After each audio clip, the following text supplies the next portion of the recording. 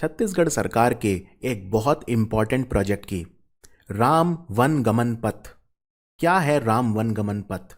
इसके बारे में हम डिटेल में चर्चा करेंगे। ये छत्तीसगढ़ का पर्यटन बहुत अलग स्तर पर ले जाएगा ये प्रोजेक्ट। हम अयोध्या में राम मंदिर के बारे में तो जानते हैं, जिसका निर्माण अब शुरू हो चुका है, लेकिन छत्तीसगढ़ के राम वन गमन पथ के बारे में हम बहुत ज़्यादा नहीं जानते। आप जानते हैं, प्रभु श्री राम को 14 वर्ष का वनवास हुआ था। इस वनवास काल में भगवान श्री राम ने कई ऋषि मुनियों से शिक्षा और विद्या ग्रहण की, तपस्या की और भारत के आदिवासी और तमाम तरह के भारतीय समाज को संगठित करके उन्होंने धर्म के मार्ग पर उनको चलाया। भगवान श्री राम जब वनवास के लिए गए थे तो किन किन जगह से होके गुजरे थे? ऐसा माना जाता है अयोध्या से उन्होंने अपनी यात्रा प्रारंभ की थी। फिर वो तमसा नदी के पास गए थे, जो अयोध्या से लगभग 20 किलोमीटर दूर है। यहाँ पर उन्होंने नाव से नदी पार की। फिर श्रृंगवेरपुर तीर्थ, पुरई गांव, प्रयाग, चित्रकूट, सतना, दंडकारण्य, पंचवटी, सर्वतीर्थ, पर्णशाला, तुंगभद्रा, शबरी का आश्रम, जो पंपा तुंगा भद्री नदी का पुराना नाम है, उसी के किनारे पे हम्पी में बसा हुआ है शबरी का आश्रम, ऋषिमुख पर्वत, कोडिकरई, उसके बाद रामेश्वरम, धनुषकोडी और फिर श्रीलंका पहुंचे थे पुल पर पार करके पूरी सेना के साथ। श्रीलंका में जब वो गए तो नुवारा एलिया करके एक पर्वत श्रृंखला है, वहां पर वो गए थे। तो ये भगवान राम का पूरा एक पथ था जो उन्होंने लिया था वनवास के समय। अब ये इसमें जो छत्तीसगढ़ के अंदर था वो कौन सा था? यानी भगवान राम ने बहुत लंबा समय छत्तीसगढ़ में बिताया। मैं आपको दंडकारण्य के बारे में बताता हूं, जहां पे उन्होंने अपना समय बिताया था। तो दंडकारण्य में आज की तारीख में आंध्र प्रदेश, ओडिशा और छत्तीसगढ़ का काफ़ी बड़ा हिस्सा आता है।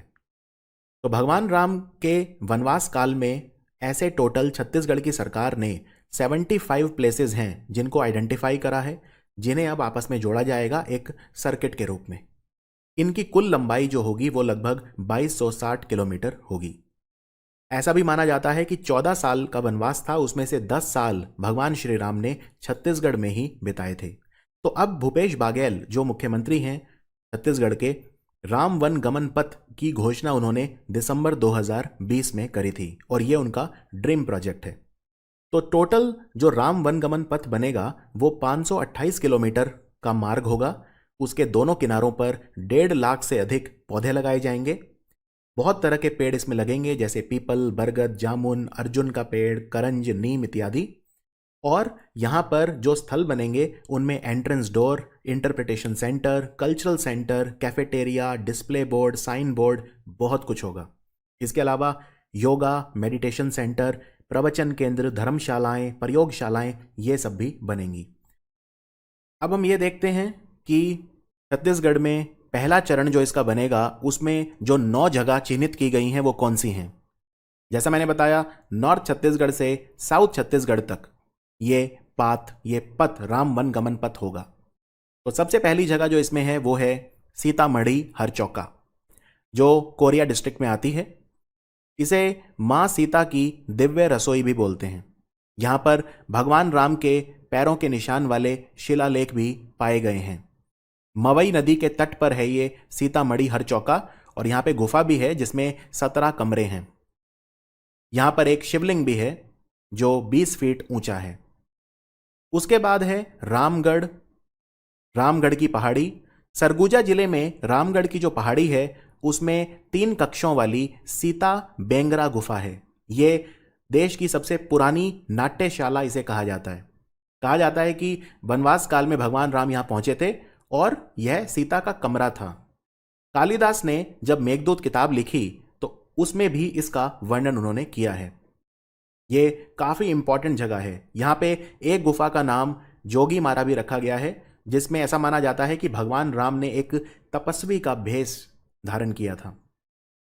उसके बाद है अगली जगह जिसको बोलते हैं शिवरी नारायण।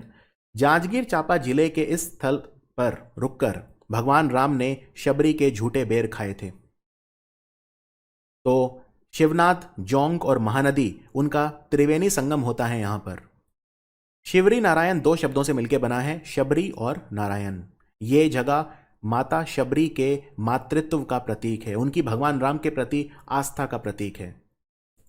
उसके बाद अगली जगह है तुरतुरिया।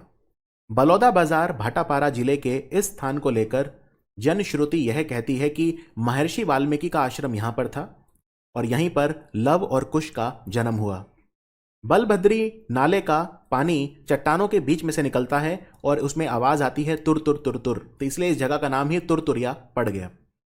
सो ये लव कुश का जन्म स्थान है, यहां पर महर्षि वाल्मीकि का आश्रम था। अगली जगह है चंदखुरी। ये रायपुर जिले में है, एक छोटा सा गांव है बेसिकली। 126 तालाब हैं यहाँ पे और यहाँ पे माता कौशल्या का जन्म हुआ था और इसीलिए छत्तीसगढ़ को हम भगवान राम का ननिहाल बोलते हैं। कौशल्या माता का दुनिया में ये एकमात्र मंदिर है। उसके बाद अगली जगह है राजिम। गरियाबंद जिले का प्रयाग इसे कहा जाता है। लोमेश ऋषि का आश्रम है यहाँ पे। यहाँ पे 3 नदियां मिलती हैं, सोंढुर, पैरी और महानदी। भगवान श्री राम ने इस स्थान पर अपने कुल देवता महादेव की पूजा की थी, इसलिए यहां पर कुलेश्वर महाराज का मंदिर भी है। यहां पर रामनवमी पर एक मेला भी लगता है। अगली जगह है सिहावा। धमतरी जिले के सिहावा की विभिन्न पहाड़ियों में बहुत सारे ऋषियों के आश्रम हैं, जैसे अंगिरा आश्रम, श्रृंग ऋषि आश्रम, कंकर ऋषि आश्रम, शरभंग ऋषि आश्रम, गौतम ऋषि आश्रम, अगस्त्य ऋषि आश्रम इत्यादि। भगवान राम ने दंडकारण्य के आश्रम में ऋषियों से भेंट कर काफी समय यहां पर बिताया था। तो ये एक काफी इंपॉर्टेंट जगह है, घने जंगलों और पहाड़ियों के बीच है पवित्र स्थल सिहावा। उसके बाद है चित्रकूट। चित्रकूट भगवान राम की शिव से भेंट, भगवान शिव और पार्वती माता से भेंट यहां पे हुई थी। चित्रकूट को बस्तर क्षेत्र में राम वन गमन के ऐतिहासिक और धार्मिक महत्व का स्थल माना जाता है।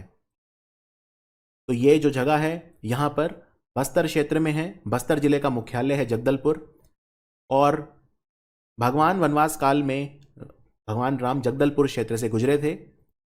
ऐसा भी माना जाता है यहां से चित्रकूट का रास्ता जाता है एक, और जगदलपुर को पांडवों के वंशज काकातिया राजा ने अपनी अंतिम राजधानी भी बनाया था।